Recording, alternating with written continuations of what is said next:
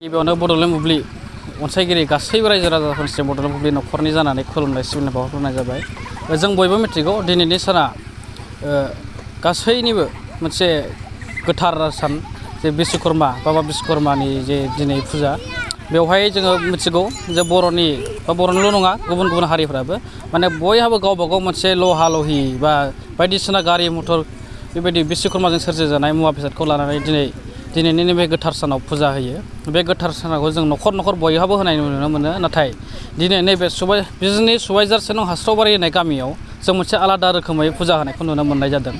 जे बेवहाय नुनो मोनदों मोनसे गामि सुद्दायैनो नैबेवहाय माने ज'यै मोनसे फोथाराव माने फुजा होनाय जादों आरो जों बयबो मिथिगौ न'खर न'खर फुजा होनाय जायो। नाथाय नैबे आलादा रोखोमै खौसेयैनो नैबे हाबाफारिखौ लानाय जादों बिथांमोनहा। जों बिथांमोननि माखासे जे फुजा होनाय बेखौबो जों दिन्थिगोन। लोगोसे बिथांमोननि जे दैदेनगिरिफोर बिथांमोना मा बुङो नैबे समाव जोङो बिथांमोननिफ्राय मिथिनानै लागोन। नैबे जोंनि 1 नं हास्रावबारि गुदि बाथौ धोरोम सिबियारिजों लोगोसे गुबुन गुबुन धोरोम सिबियारिब्लाबो जोङो दिनैनि सारा भारतनि जिथुनाखि आफा बिश्वकर्मानि जि पार्बन बे पार्बनखौ लोब्बा लाखिनानै जोङो जोंनि बे 1 नं हास्रावबारि बर' फिसाफोरा गोसो गोरबोजों आफा बिश्वकर्मानि जाहाथे जों फंनैसोब्लाबो एबा एसेसोब्लाबो गियान मोननो हायो एबा बिनिफ्राय बोर बांसाजों जाहाथे जोङो हरला सानला गारि गुरा हान्थिनायाव जाहाथे जेबो खैदां खैफोद गोग्लैनाङा बिनि थाखाय बोर बांसा मोननो थाखाय जों दिनै बे आफा बिश्वकर्मानो प्रसाद मुथा बायदिसिना फिथाइ सामथाइ मोदोमनाय गोदै गोबाब होनानै जोङो बे आफा बिश्वकर्माखौ सिबिदों।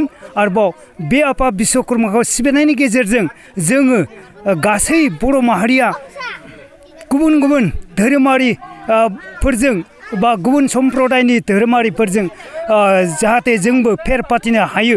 बे सिबिनायनि गेजेरजों जोंनि देहाखौ जेब्लाबो खैदां खैफोदनिफ्राय बारग'नो हायो। बिनि थाखाय आं दिनै बे ओनसोलनि सिबियारिफोरनि भक्तआरिफोरनि जानानै फंनैसो बे रादाबखौ हरनाय जाबाय। थांखिया बहाय जोङो जाहाथे सेलापेत्रा गाव निजा न'खराव होयोब्ला बेनि गेजेरजों फुजारिनि बा जिनाखि रायफोदगिरि बेखौ मोननायाव एसे गोब्राब जायो। नाथाय जोंहा बेवहाय ज' खौसेयै फुजा होयोब्ला खौसेथियाबो फैगोन धोरोम सिबिनायनि आरो बेजों लोगोसे जोंहा रायफोदगिरियाबो सासे रायफोदगिरिनि गेजेरजोंनो गासिबो खामानिया खुंथायाव गोरलै जायो। आरोबाव बेवहाय रां रुफानिबो गोरलैयै जों बारग'नो हानायखौ जों नुहुरनो हायो।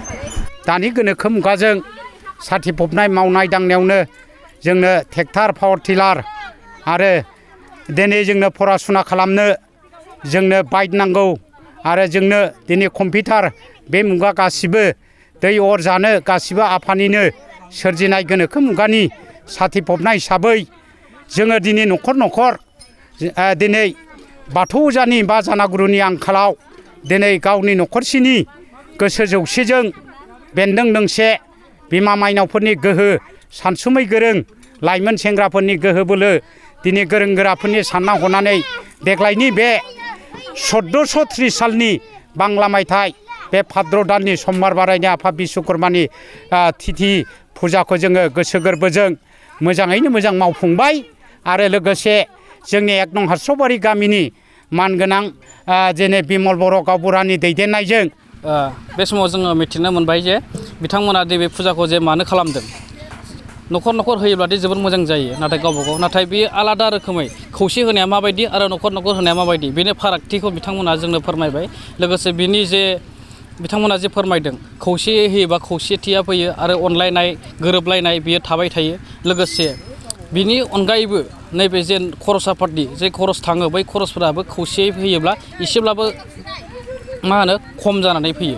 लोगोसे जे रायफोदगिरि बा जेखौ गुरु होननानै बुङो न'खर होयोब्ला जोङो हमनानै ला मोनसे गामियाव 60 न'खर थायोब्ला 60 जन रायथिगिरिफोरा रायथिनांगोन बा 100 न'खर थायोबा 100 जन रायथिगिरिफोरा रायथिनांगोन। दा बैफोराव खेबसेयैनो होयोब्ला नैबेबायदि खौसे गामिया खौसेयैनो होयोब्ला जे सासे रायफोदगिरियानो खेबसेयैनो मोनसे टाइमावनो जे खेबसे होनो हायो बेखौ बिथांमोना फोरमायबाय। सेरफांगुरियाव बाजाज बाइक लानो गोसो गुदुं सुबुंफोरनि थाखाय गाहाम खौरां।